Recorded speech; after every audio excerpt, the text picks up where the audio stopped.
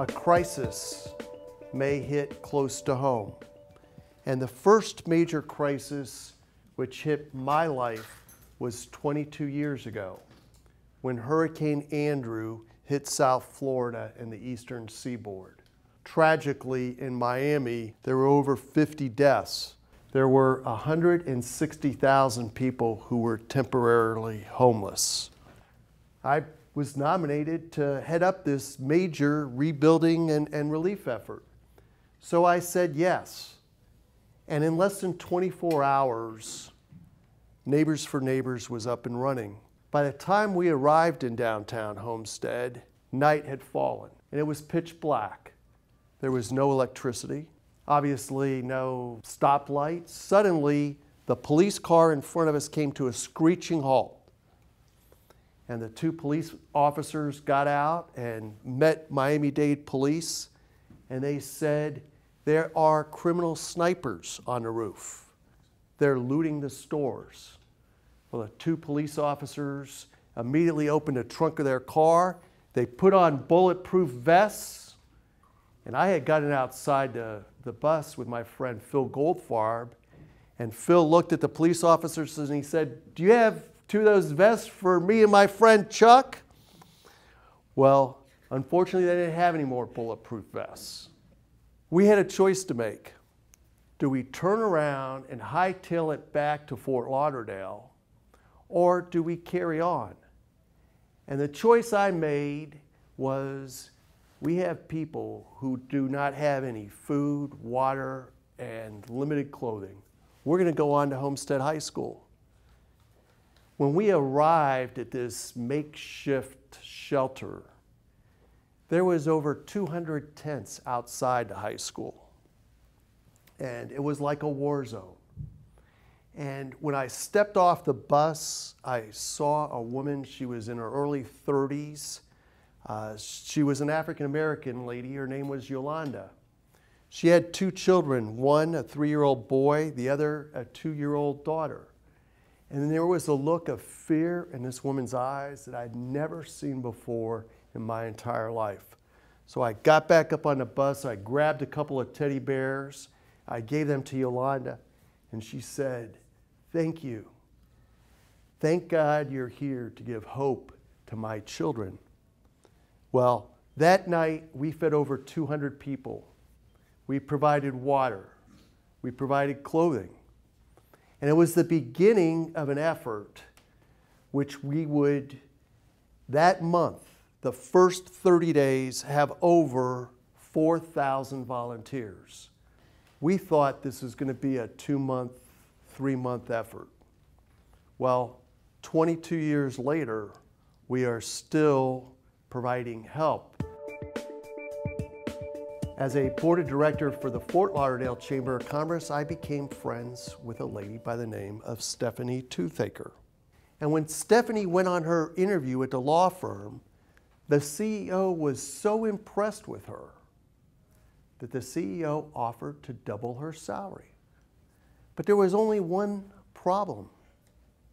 When Stephanie was interviewing with this CEO, she had experienced the most disjointed conversation that she had ever had in her entire life.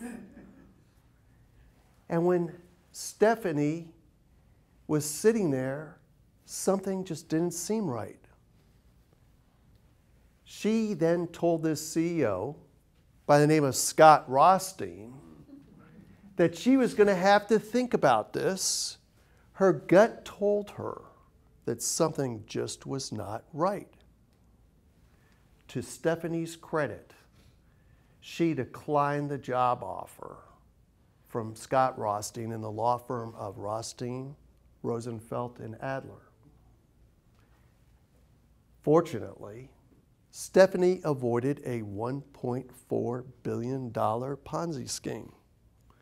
Stephanie had made a choice based on her instincts, and not thinking about the money, not thinking about the short-term gain, she made a long-term choice which would end up being positive for her husband, for her newborn son, and for Stephanie personally. I had received a call from a potential client with an unusual assignment. The call came from a law firm in New York, and they were representing an entertainment company that was based out of Germany by the name of the Havana Night Broadway show. There were 52 performers who were stranded in Havana, Cuba. They were Cuban residents, and President Fidel Castro would not give them their visas to go and perform in Las Vegas. And the law firm had arranged trips for these performers in 14 countries. However, Fidel Castro was playing a political game and was holding up their visas. My assignment was to apply political pressure on Fidel Castro so that he would grant the visas and the performers would be able to come to the United States. President Fidel Castro buckled, and he agreed to give visas to the performers. So I paid for their 10 tickets, and then next up was myself. So I go to the counter and try to book a one-way ticket to Las Vegas, and the lady behind the counter says to me, Mr. Malkus, hold on one second. So, okay. And suddenly I look to my left.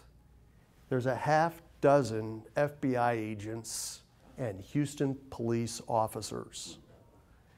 And Mr. Malkus, come over here. And I'm thinking to myself, I hope I haven't broken the law by bringing the Cubans to Houston. I had bigger problems. I had a one-way ticket. I had no luggage. And now I was changing my one-way ticket. So the FBI said to me, Mr. Malkus, what are you doing? I said, well, I'm here to help the Cubans. And they say, Mr. Malkus, what are you really doing? I go, well, hold on. First of all, I have the highest clearance with the United States government.